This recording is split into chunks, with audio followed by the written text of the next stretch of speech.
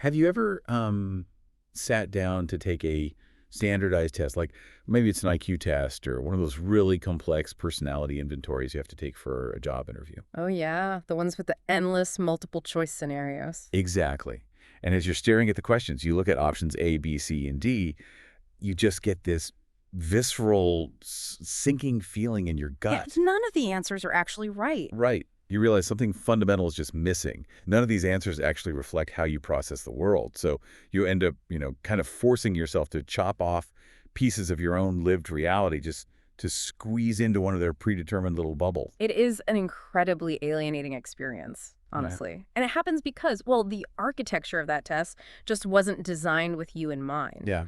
When you encounter a test that feels entirely foreign to your instincts, it's usually because the person who wrote it is measuring you against a baseline that you don't share. You Yeah. know, you're trying to translate your deeply contextual, complex life into this rigid binary system. A system built by someone who thinks completely differently than you do. Exactly. But the thing is, if you score poorly on that exam, the administrator doesn't look at you and say, oh, hey, our measuring stick is culturally specific and completely mismatched to your cognitive style. Oh, definitely not. They never blame the stick. No. They say you have a deficit. Yeah. They label you as below average or difficult or, in extreme cases, defective. Right. It becomes a personal failure instead of a systemic one. So today, we are tearing down that testing room. We're doing a deep dive into a stack of source material that asks, honestly, one of the most radical questions you can ask in the behavioral sciences. It really is. What happens when an entire demographic of people decides to just throw away the dominant culture's measuring stick and build a completely new psychological architecture from the ground up? Which is exactly what happened during a very specific, explosive era of academic history. Yeah, we are looking at excerpts from a truly foundational text. It's called the Akbar Papers in African Psychology by Dr. Naim Akbar. Such an important collection. It really is. These papers are a time capsule, capturing the intense intellectual evolution of the 1970s. We're going to use this text to completely rethink human intelligence, how we define a healthy personality, and, who actually gets to decide what is normal. Right. But to understand how radical Akbar's papers were, we have to understand the academic monopoly he was trying to break. So set the stage for us. What did the landscape of psychology look like when Akbar and his colleagues started pushing back? Well, we have to put ourselves in the late 1960s and early 1970s. Okay, so total cultural upheaval. Exactly. We're in the midst of global civil rights movements, anti-war protests, just a massive cultural reckoning. But inside the hallowed halls of academia, specifically in psychology and psychiatry departments, things were incredibly rigid. They were still clinging to the old ways. Very much so. But a group of pioneering Black psychologists began rigorously auditing the foundational theories of the discipline. They looked at the towering figures of Euro-American psychology. Sigmund Freud, B.F. Skinner, Carl Jung. The Mount Rushmore of Psych 101. Right. And they realized something profoundly disturbing about the so-called objective science they were being taught. It's what we were talking about earlier, the invisible center of gravity. Precisely. They realized that every single metric for mental health, cognitive development, and normative behavior was based almost exclusively on a single demographic. The white middle-class male of European descent. Yep. That specific demographic's behavior, their values, their neuroses, all of it was codified as the absolute universal baseline for human normalcy. And the logical consequence of that is just chilling if you think about it. If your definition of a perfectly healthy, normal human being is basically a wealthy white businessman from Vienna or Boston, Right. then anyone who deviates from his cultural norms is automatically penalized. Anyone from a different race, a different economic background, or with a different family structure, they are, by definition, abnormal. The science itself automatically pathologizes them. Yeah, Akbar and his colleagues recognized that this wasn't just like a minor oversight that could be fixed with a few diverse focus groups. It was a structural weapon. It really was. And the text explores this through a fascinating paradigm shift regarding how sociologists and psychologists framed racial issues at the time. The dominant Euro-American establishment framed the crisis as an issue of integration versus segregation. Which, sounds completely standard to anyone who has studied American history. We talk about integrating schools, integrating the workplace. Why does the text argue that framing is actually a trap? Because the way you frame a scientific question dictates the boundaries of the answer. Oh, wow. Okay, unpack that. Well, if the entire goal of your psychological research is to figure out how to integrate marginalized people, the underlying assumption is that the dominant white institutional structure is fundamentally sound, healthy, and superior. Right, like, the house is perfect, we just need to figure out how to let you inside. Exactly. Integration implies that the highest possible achievement for a Black person is to successfully assimilate into a white metric of success. You're essentially asking, how do we fix these marginalized people so they can fit into our perfectly good house? Exactly. But Akbar notes that a critical mass of Black thinkers were asking a fundamentally different question. They rejected integration versus segregation and replaced it with liberation versus control. Liberation versus control. That is a massive shift in perspective. Huge. They weren't interested in assimilating into a house they viewed as fundamentally toxic and built on exploitation. They recognized that traditional science was functioning as a tool for control, dictating the narrative of what it means to be a valid human being. And the foreword of the text uses a brilliant, really heavy-hitting term to describe how this control was maintained over centuries. They call it mythomania. Mythomania, it is a powerful diagnosis of the European and American academic establishment. It really is.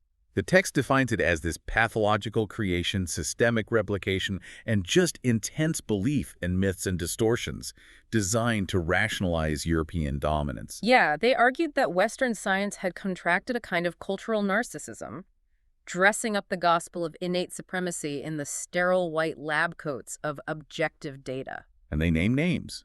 We aren't talking about fringe eugenicists publishing in basement newsletters here. The text takes direct aim at the founding fathers of the field. Let's talk about G. Stanley Hall. Oh, G. Stanley Hall. For context for you listening, G. Stanley Hall was the first president of the American Psychological Association. He is basically the grandfather of American child psychology. And the text points out that Hall explicitly categorized non-white races as adolescent. Yes. This was rooted in Hall's adoption of recapitulation theory. Right, the idea that the developmental stages of a child mirror the evolutionary stages of the human species. Yeah, exactly. So Hall and his contemporaries essentially mapped the entire populations of Africa, Asia, and indigenous Americas to the childhood or adolescent stage of human evolution. Which is just wild to think that was mainstream science. It was. And by doing so, they provided a supposedly scientific justification for paternalism, colonization, and segregation.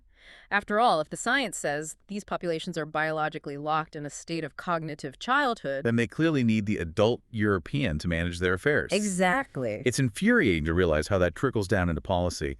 And then the text brings up Carl Jung. Yes, Jung. Jung is universally celebrated for his theories of the collective unconscious, but Akbar points out how Jung applied this.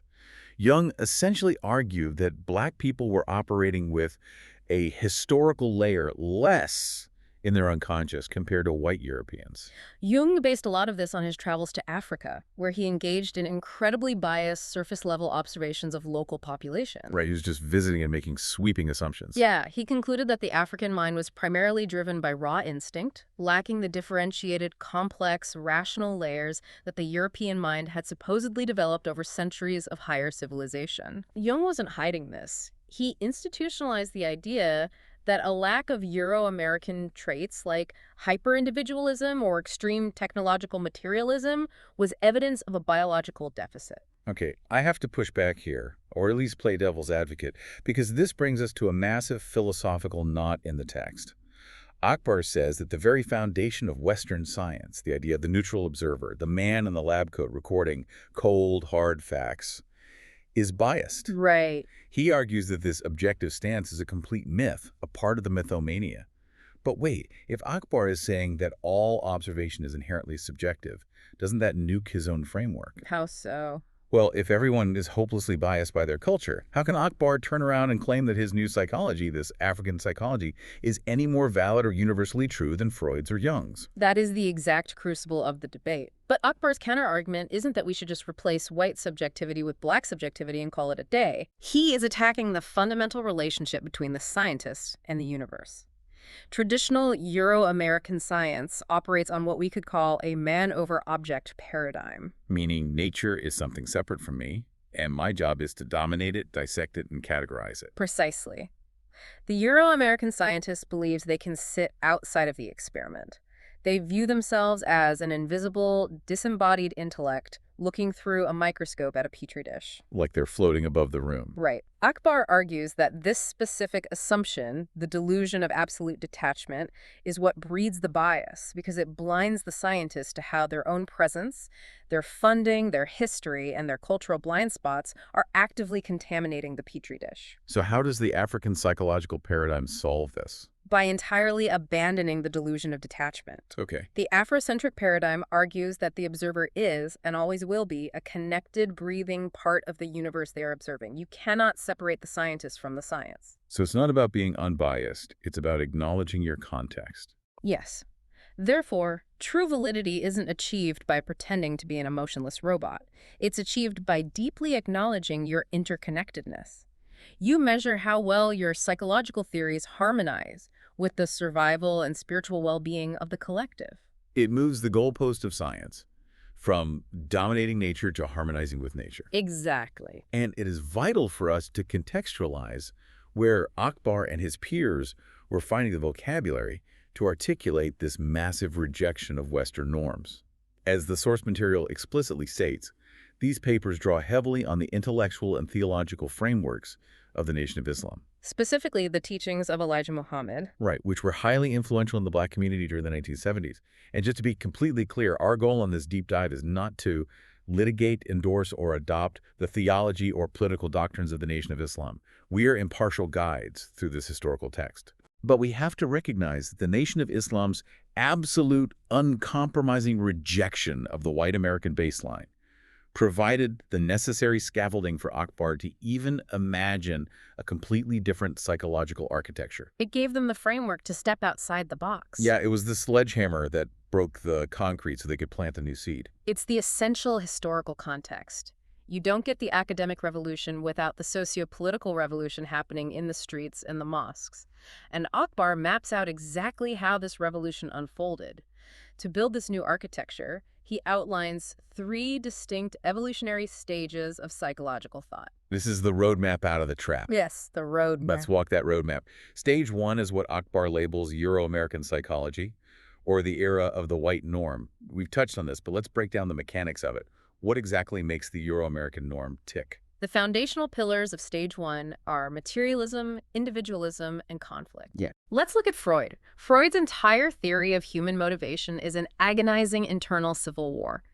You have the raw, animalistic, aggressive, and sexual desires. Right. Then you have the superego, the punishing, restrictive rules of society. And your ego is just caught in the middle, constantly trying to manage this violent conflict. Freud literally believed humans were driven by a death drive, a fundamental urge toward destruction. So in the Euro-American view, the natural state of a human is internal warfare. You are at war with yourself. Exactly. And what about B.F. Skinner? He was the other titan of this era. Skinner gave us strict behaviorism. Yes. He essentially viewed humans as highly complex biological machines.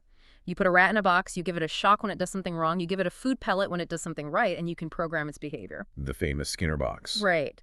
And Skinner applied this mechanistic logic to human beings. There is no soul, there is no deep inner divinity, there is only environmental programming, rewards, and punishments. So stage 1 says you are either a chaotic animal that needs to be caged by society or a programmable robot. And crucially, you are fundamentally isolated. You are an individual unit fighting for resources in a hostile world. That is the baseline. And when Black psychologists in the late 60s looked at this, they initiated stage 2. Akbar calls this the Black psychology phase, or the ghetto-centric phase. The ghetto-centric phase, okay. This was the initial aggressive pushback. Black scholars said, your stage 1 metrics are completely invalid for our communities, we are throwing out your norms, and we are establishing our own. But the text reveals a massive philosophical pitfall in stage 2. They built their new norms entirely around the survival tactics of the oppressed working class. Why does Akbar argue that this was a fatal flaw? Because it was purely reactive. Stage 2 was a vital and necessary defense mechanism, sure. Right, they had to defend themselves. When the white establishment looked at a Black community and said, look at these behaviors, you are pathologically broken, stage 2 psychologists defended the community by saying, no, we are actually highly adaptive. We have developed brilliant survival skills to navigate a violently racist society. That makes sense, though. It does. But Akbar points out the trap. If you define your entire identity and your concept of psychological health merely as a reaction to white oppression, you are still letting the oppressor define the boundaries of your reality. Wow. You're defining yourself by the shape of the cage you're trapped in. Precisely. You become a mirror image of their system. Yeah. The text leans heavily on the philosopher Frantz Fanon here. Oh, I love Fanon. Yeah, Fanon famously warned that if a colonized people do not move beyond this kind of reactive defensive nationalism and elevate themselves into a broader universal humanism, they will lead themselves down a blind alley. A blind alley. And the text gives a really stark, uncomfortable example of what this blind alley looks like in practice. It does. It notes that some Stage 2 thinkers, in their desperation to reject white middle-class norms, started glorifying figures of the underground economy, like the drug pusher or the pimp. Because those figures were successfully bucking the white establishment and surviving on their own terms, Stage 2 tried to rebrand them as cultural heroes. Which Akbar forcefully argues against. Yeah, he says you are taking trauma-responsive behaviors born out of desperate, systemic deprivation and tricking yourself into calling them natural and healthy just because they are anti-establishment. It's a profound critique. Just because a behavior helps you survive a toxic environment doesn't mean is the optimal blueprint for human flourishing. Right. Surviving isn't the same as thriving. Exactly. And that realization forces the evolution into Stage 3, African psychology. Akbar calls this the nature-centric or universal phase. So if Stage 1 is the white norm and Stage 2 is the reactive ghetto-centric norm, what is the anchor for Stage 3? The anchor is natural, universal human law and the divine spiritual core of humanity. Stage 3 starts asking, how do we adapt to racism? And starts asking a much larger question. What is the fundamental nature of a human being when they are in total harmony with the universe? It seeks a baseline that predates oppression. Yes, a baseline that transcends cultural conditioning entirely. To really make these three stages concrete for you listening, we have to talk about the Moynihan Report. The text uses this as the ultimate case study to show how these three paradigms collide in the real world. It's the perfect example. For those who don't know, Daniel Patrick Moynihan was an American sociologist and politician who, in 1965, published a highly controversial government report about Black poverty. Moynihan argued that the root cause of the struggles in the Black community was a tangle of pathology at the center of the family structure. Right. Specifically, he claimed there were too many matriarchal single-mother households, which deviated from the white nuclear family ideal. The Moynihan Report is peak Stage 1 Euro-American psychology. It takes the white, middle-class, nuclear family, mom, dad, 2 kids, a dog, and a white picket fence, and treats it as the absolute pinnacle of human evolutionary achievement. The ultimate gold standard. Right. Therefore, when Stage 1 sociologists looked at Black families that didn't fit that rigid structure, they immediately diagnosed the family as broken, deviant, and the source of all societal ills. Then Stage 2, the reactive Black psychology phase, enters the ring. How did they respond to Moynihan? They immediately went on the defensive. Stage 2 scholars argued, our families aren't broken. You just don't understand our structure. Our norm is the extended family. Aunts, uncles, grandparents, and neighbors all pitching in. The extended family is our cultural bedrock. Which sounds like a great defense, honestly. It validates the community structure. It does. But then Stage 3, African psychology, comes in and essentially tells both Moynihan and the Stage 2 defenders that they are both missing the forest for the trees. Oh, how so? Stage 3 says, the defining characteristic of a healthy family structure isn't that it is rigidly nuclear, and it isn't that it is rigidly extended. The defining characteristic is that the family is elastic. Elastic. Elastic is a perfect word, and it completely reframes the whole debate. African psychology argues that a healthy family structure naturally expands and contracts to adapt to whatever is necessary to ensure the physical survival and emotional well-being of the tribe. Exactly. So practically speaking, how does an elastic family operate? Like, what does that look like on the ground? Well, let's say an economic crisis hits, or a parent is taken away by systemic incarceration or early death. The elastic family doesn't shatter. The boundaries stretch. It adapts. Yes. A grandmother assumes the role of the primary caregiver. An older sibling takes on the disciplinary function of a parent. Community members step in to provide resources. Stage 3 argues that the physical presence of a specific role occupant, like the traditional patriarch, is infinitely less important than the function of the family being fulfilled. So it's not about matching a biological diagram drawn by a 19th century European. No, it's about a living, breathing network of human relationships that is brilliant enough to adapt to reality. It takes all the moral judgment and pathology completely out of the equation. It stops asking, does this family look like mine? Mhm. And starts asking, is this family successfully nurturing its children? It is a gorgeous framework. It really is. Right. But to fully accept that elastic family, you have to fundamentally change how you view the individual people inside of it, Right. which transitions us into one of the most profound philosophical sections of the text, ontology. The study of what it means to actually be. Exactly. We established that the Euro-American view largely reduces humans to isolated biological machines or advanced animals driven by base urges. Mhm. The African psychological view completely upends this. It posits that at the very core of a human being is a divine spiritual substance. Yes. Humans are not disconnected accidents of biology. They are intimately and deliberately connected to the universal mind. And because of that connection, the whole concept of me changes. Radically. In Western philosophy, the ultimate anchor of existence is René Descartes. His famous maxim is cogito, ergo sum. I think, therefore I am. Right. Descartes locked himself in a room, stripped away all his senses, and decided that the only thing he could prove existed was his own isolated, individual thinking mind. Descartes essentially treats the human mind like a locked vault. You are trapped inside your own skull. Yeah. But the text introduces the social ontology of African psychology with a phrase that directly challenges Descartes. It is the concept of Ubuntu, often summarized in the text as, I am because we are, and because we are, therefore I am. I am because we are. It completely shatters the vault. Completely. The African paradigm argues that pure, isolated individuality is actually a dangerous illusion. The self is not a vault. It is a root system. A root system. I love that. You cannot understand a single tree without understanding the soil, the fungal network, and the forest around it. Yeah. You cannot understand a person in isolation from their community, their ancestors, or nature. So the boundary between you and me is porous. Exactly. If the community is suffering, you are suffering, even if your individual bank account is full. If you achieve a great victory, it is the community's victory. And here is where Akbar and his colleagues take this concept of the extended, spiritually connected self and apply it to a deeply unsettling analysis of historical trauma. Yes, this is a very intense section. They use a linguistic analysis of the word Negro. They point out in the text that Negro shares a phonetic and historical resonance with the Greek root nekro, meaning dead. The necro state. The authors aren't just playing with words here. They are making a profound clinical point about generational trauma. Right. They argue that the historical nightmare of the transatlantic slave trade and the brutal institution of chattel slavery was a form of massive, sustained hyperstimulation to the central nervous system. Let's explain the mechanics of that. When a human nervous system is subjected to that level of inescapable terror, violence, and sensory overload over generations, what happens? It shorts out. When a person is hyperstimulated by trauma, the brain cannot process the influx of horror. To survive, the psyche induces a kind of hypnotic trance.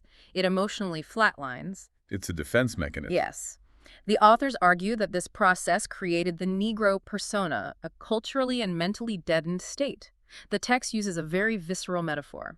It calls this persona a scab. A scab forming over a wound. Exactly. The true, vibrant, spiritually connected African self, the root system we just talked about, was deeply wounded. To stop the bleeding, the psyche grew a scab. But a scab has no nerve endings. Right. It cannot feel. The necro persona is described as a superficial layer that only knows how to react to external cues from the oppressor.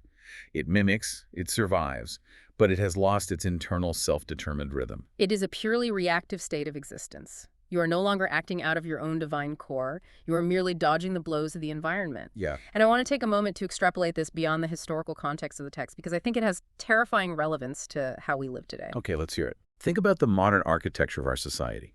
We live in an era of unprecedented, engineered hyperstimulation. We have algorithms on our phones specifically designed to trigger our amygdala with outrage and fear. We have 247 doom-scrolling news cycles. We are constantly bombarded with notifications, demands, and crises. It's nonstop. Are we, as a global culture, being forced into a modern necro state? Are we being kept in a hypnotic, reactive trance, constantly twitching in response to the next external stimulus, completely disconnected from our internal rhythm and our community? It is a highly relevant psychological comparison. When you are purely reactive, when your nervous system is constantly flooded with cortisol from external triggers, you are fundamentally disconnected from your higher cognitive functions and your core You're values. just surviving. You are operating in survival mode, not flourishing mode. The Afrocentric paradigm suggests that true mental health isn't about learning how to cope with the hyperstimulation. It's about breaking the trance entirely. Removing the scab.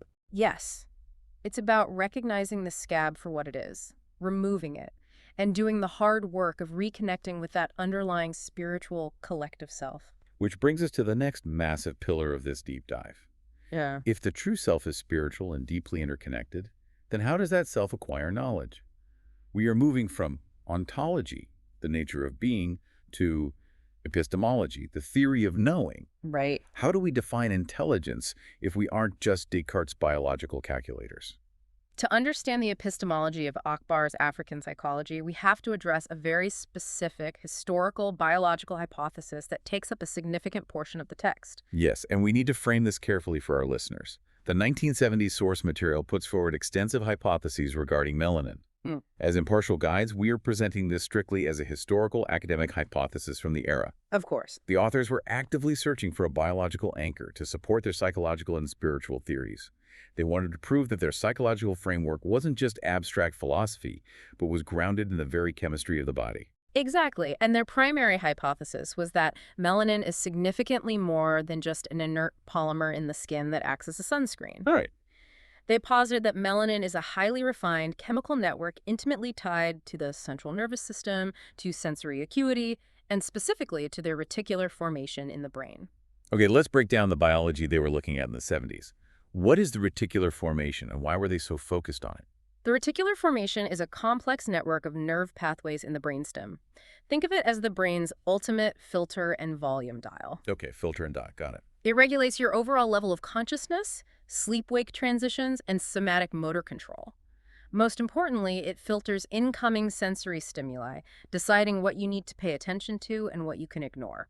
So it's basically the gatekeeper for sensory information. Exactly. The authors theorize that higher concentrations of melanin essentially supercharge this system, allowing for a much higher capacity of sensory processing and environmental awareness. And they didn't just hypothesize this in a vacuum. They looked at specific neurological diseases to map the chemical pathways. Yes, they pointed to diseases like Parkinson's and PKU or phenylketonuria to validate their theory. Parkinson's disease involves the severe deterioration of a specific area of the brain called the substantia nigra. Which literally translates to the black substance. Exactly. It's heavily pigmented with neuromelanin. When the substantia nigra deteriorates, the brain loses its ability to produce dopamine. Without dopamine, you lose motor control, leading to tremors and rigidity. Right. Now, chemically, both dopamine and melanin share a precursor, the amino acid tyrosine. The authors use this intimate chemical relationship to argue that melanin isn't just a byproduct. It is absolutely central to the smooth, refined functioning of the nervous system. And they also looked at PKU. PKU is a metabolic disorder where the body cannot properly break down another amino acid, phenylalanine. If left untreated in infants, it builds up in the brain and causes severe intellectual disability. That's awful. But crucially, because the metabolic pathway is blocked, the body also struggles to synthesize melanin, resulting in patients often having unusually pale skin and hair. Oh, I see. For Akbar and his colleagues in the 70s, these clinical realities were profound evidence. They saw a direct biological correlation. When melanin synthesis is impaired, severe cognitive and neurological deficits follow. Therefore, they argued, a highly melanated nervous system is a highly refined, deeply sensitive instrument. And they extrapolated this sensitivity into areas that Western science traditionally mocks. They hypothesized that this neurologically refined state, linked to melanin, allowed for heightened states of emotional arousal. Which is key here. But we have to remember, in the Euro-American framework, being highly emotional is a pejorative. It means you are irrational, hysterical, out of control. But in the African psychological framework, emotional arousal is the optimal state of being. It means you are fully vibrating with your environment. You aren't cold and detached. You are deeply intuitively plugged in. And they pushed this even further into the realm of parapsychology. They did. The text explores how this highly sensitized nervous system could potentially explain phenomena like psychokinesis, the ability of the mind to influence matter or precognition. which is wild. They were taking things that European anthropologists historically dismissed as primitive magic, voodoo, or superstition, and they were attempting to validate them through a neurobiological lens. Yes. They hypothesized that these weren't primitive delusions, but actual observable manifestations of a human nervous system functioning at a peak level of energetic sensitivity. It is a breathtaking paradigm shift. They took the exact biological marker that had been used for centuries to subjugate and dehumanize people's skin color and completely inverted it. They theorized it not as a deficit, but as the source of a profound neurological, spiritual, and cognitive advantage. So if we transition from the biological hypotheses of the 70s to the philosophical reality of how intelligence is actually measured, we hit another massive wall. Oh, a huge wall. If you believe the human mind is this deeply connected, highly sensitive, spiritual instrument, you obviously cannot measure its brilliance using a standard IQ test. Not at all. Let's look at the mechanics of the traditional Euro-American IQ test. What does it actually measure? Okay. It measures the rapid acquisition and manipulation of external materialistic facts. It tests spatial reasoning, vocabulary out of context, and visual motor puzzles. It basically measures how fast you can process data on a spreadsheet. Exactly. It completely divorces logic from emotion. If you can solve the puzzle faster than the guy next to you, you are deemed highly intelligent, regardless of how you feel about the puzzle or what the puzzle is used for. But the African epistemology fundamentally rejects the separation of logic and emotion. They measure intelligence through a concept the text calls affect-symbolic imagery. Affect-symbolic imagery. Let's break those words down. Please do. Affect refers to feeling, intuition, and emotional resonance. Symbolic imagery refers to the empirical evidence, the concrete experience, and the real-world data. Therefore, in this paradigm, true intelligence is the seamless synthesis of feeling and evidence. You cannot possibly separate what you know from how you feel about it. Okay, here is an analogy to try and capture the difference. The Euro-American IQ test is like evaluating a musician solely by having them sit in a silent room and take a written test on music theory. Oh, I like this. Right. Like, can you identify a C minor chord on paper? Great, you're a genius. But African epistemology, affect-symbolic imagery, is like evaluating that same musician by putting them in the middle of a live jazz ensemble in a crowded room. Yes. They have to know the chords, yes, but they also have to read the emotion of the room, lock into the rhythm of the bassist, improvise based on what the drummer just did, and elevate the collective energy of the audience. They are processing data, emotion, and collective action simultaneously. That is a brilliant way to conceptualize it. Knowledge isn't a static commodity stored in a vacuum. It is a lived, felt reality that must be applied for the survival and elevation of the group. Which radically changes who we call a genius. In the Western system, you can have a brilliant physicist who calculates the exact mathematical formulas needed to build an atomic bomb that vaporizes a city. And society will put him on the cover of a magazine and call him a genius because his raw data processing power is immense. Even though the outcome was pure destruction. Exactly. Or you have a tech billionaire who creates an algorithm that ruins the mental health of millions of teenagers, but because he built a profitable monopoly, he is lauded as a visionary. But under the metric of African psychology, both of those men would be considered profoundly intellectually deficient. Deficient, wow. Yes. In this paradigm, a genius absolutely cannot be a moral failure. Intelligence requires self-knowledge, it requires moral harmony with the universe, and critically, it requires the mastery of environmental obstacles for the collective good. If your brilliance destroys your community, it isn't brilliance, it's pathology. The text gives the perfect historical examples of this new metric.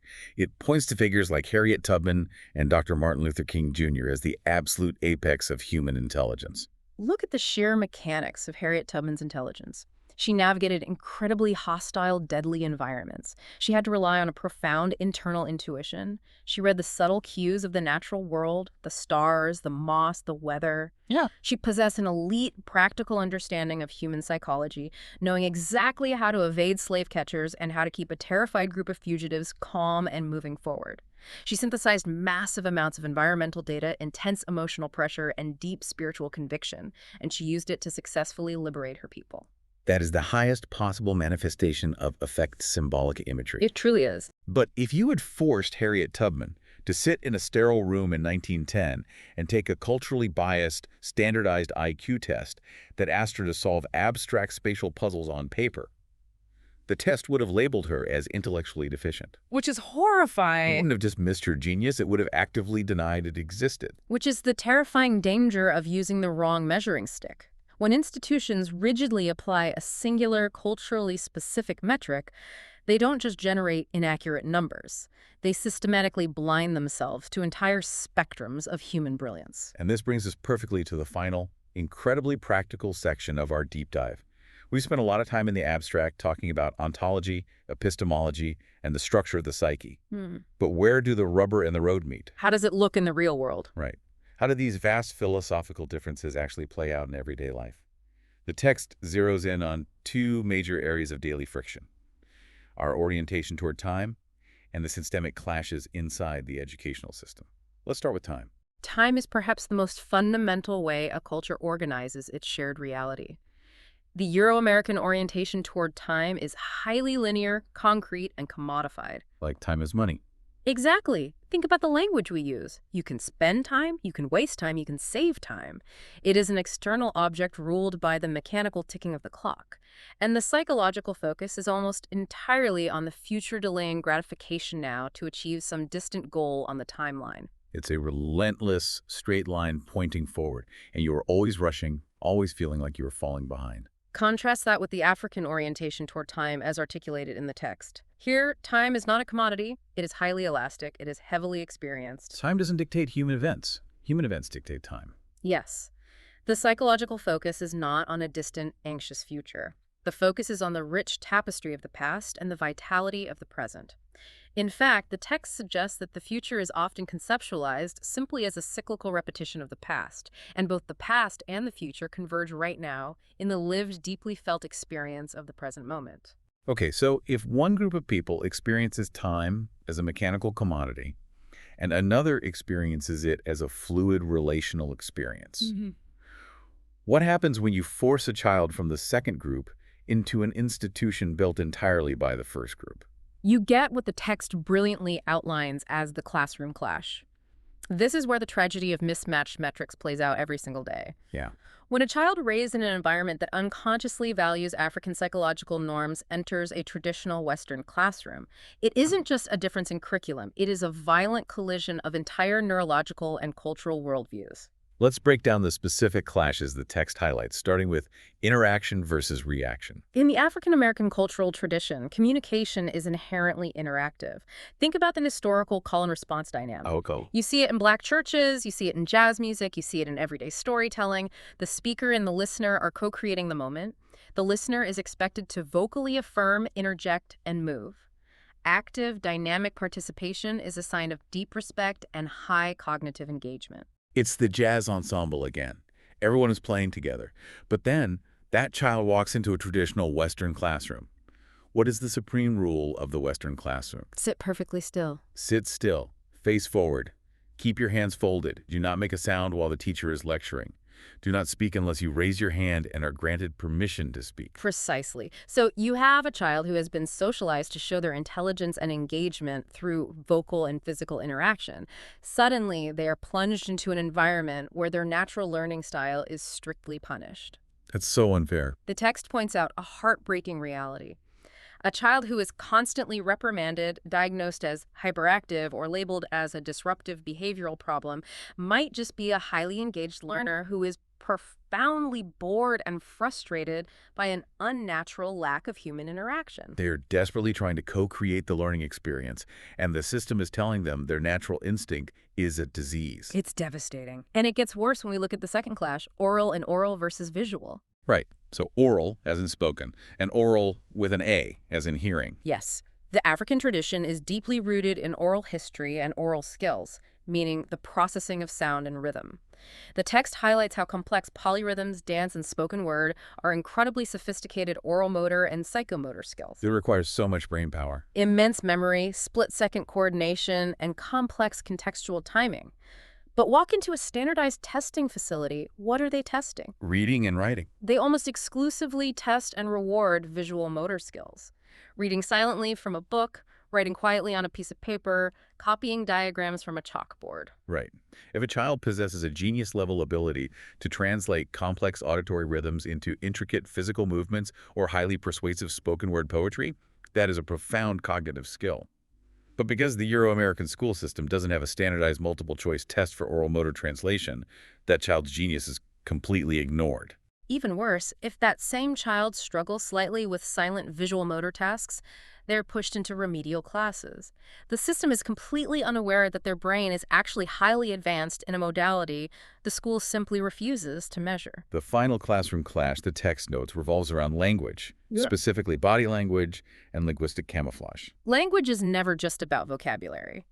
The African American child often utilizes a massive, rich tapestry of nonverbal cues, micro-expressions, eye movements, posture, shifts in tone to communicate volumes of information simultaneously.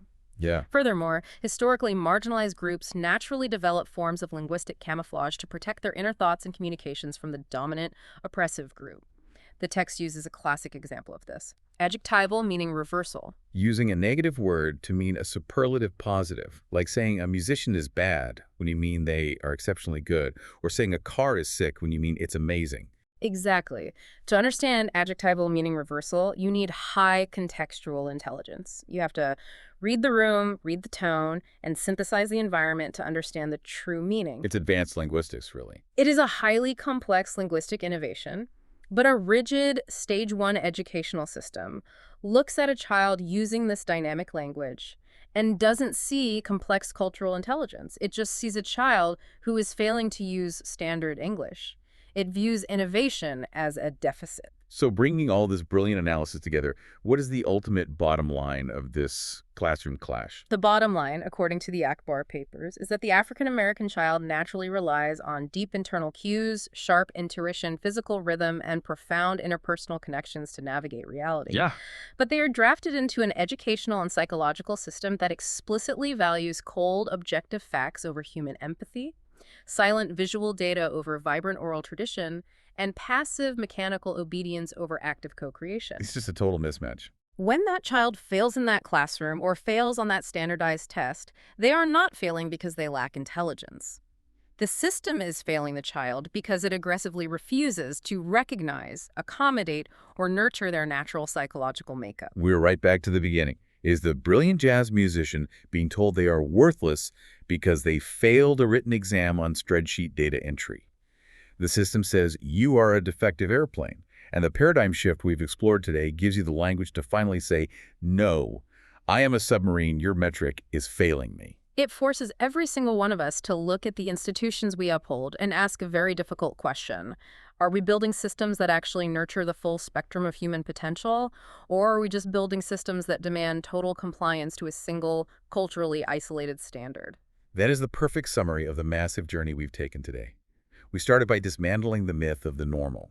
We realized that the traditional baseline of Euro-American psychology wasn't objective truth.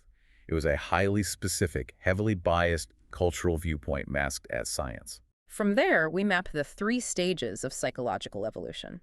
We moved past the trap of reactive defense mechanisms in Stage 2 and uncovered the architecture of the African psychological paradigm in Stage 3.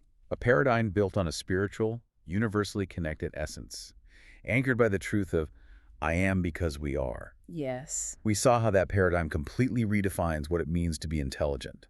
It rejects the cold, materialistic hoarding of facts and demands affect-symbolic imagery. The idea that true genius is the combination of deep feeling, accurate data, and moral action for the collective good. And finally, we saw the tragic consequences of these clashing paradigms playing out in our classrooms, marginalizing brilliant minds simply because they operate on a different rhythm. It is a stark reminder that the tools we use to measure reality don't just passively record data. The measuring sticks we choose actively shape and limit the reality we are capable of seeing. And that brings us to the end of our deep dive. I want to leave you, our listener, with a final lingering thought. We've spent this entire time dissecting metrics, testing standards, and the definitions of normalcy. The world is constantly handing you pieces of paper, performance reviews, and social expectations, telling you exactly how much you are worth based on their specific rubric. So imagine this. Imagine if tomorrow morning the entire global society underwent a massive paradigm shift. Total recalibration of human value. Yes. Imagine if tomorrow we stopped evaluating intelligence by technological dominance. We stopped measuring success by how much capital someone can extract and hoard. We burned every standardized bubble test. Wow. And instead, we decided to measure human brilliance exclusively by your moral harmony, your deep, actionable empathy, and your tangible ability to ensure the survival, elevation, and joy of your community. Under that new metric, who would we suddenly realize are the true geniuses walking among us today? And perhaps more importantly, under that metric, how would you score? A vital question to carry with you. Thank you so much for joining us on this deep dive into the Akbar papers.